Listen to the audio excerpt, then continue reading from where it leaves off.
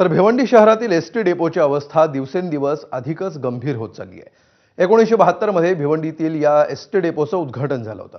या इमारतीला आता 54 वर्ष पूर्ण झाली आहेत, मात्र त्याची योग्य देखभाल ठेवली जात नसल्याचं चित्र आहे। एसटी डेपोच्या धोकादायक इमारतीतून रोज हजारो प्रवासी प्रवास करतात।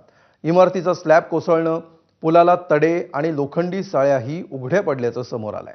अशा गंभीर परिस्थितीतही प्रशासनाकडून कोणतीही ठोस उपाययोजना होत नसल्यामुळे प्रवासी आणि एसटी कर्मचाऱ्यांनी संताप व्यक्त केलाय। आज 10-15 वर्ष झाली माझी हीच अशीच अवस्था आहे। या अवस्थेला काहीतरी शासनाने काहीतरी करायला पाहिजे।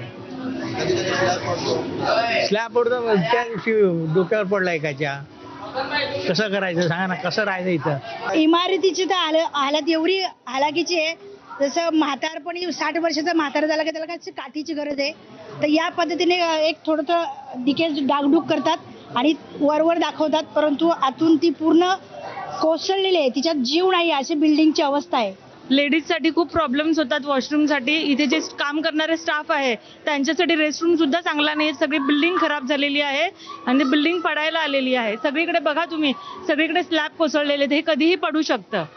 पावसाच्या आज जर काम केलं तर ठीक आहे, पावसाळ्यामध्ये तर काही सांगू शकत नाही, काही होऊ शकतं। बाथरूम मध्ये अक्षरशः उभार वाटत नाही।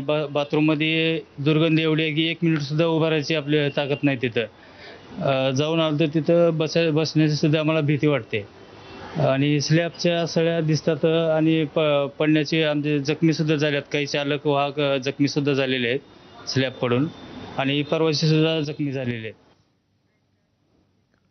तर मुंबईतल्या दादर पश्चिमेतल्या एका पेट्रोल पंपावर झाड कोसळलं। रानडे रोडमध्ये रस्त्याच्या कडेला असलेलं झाड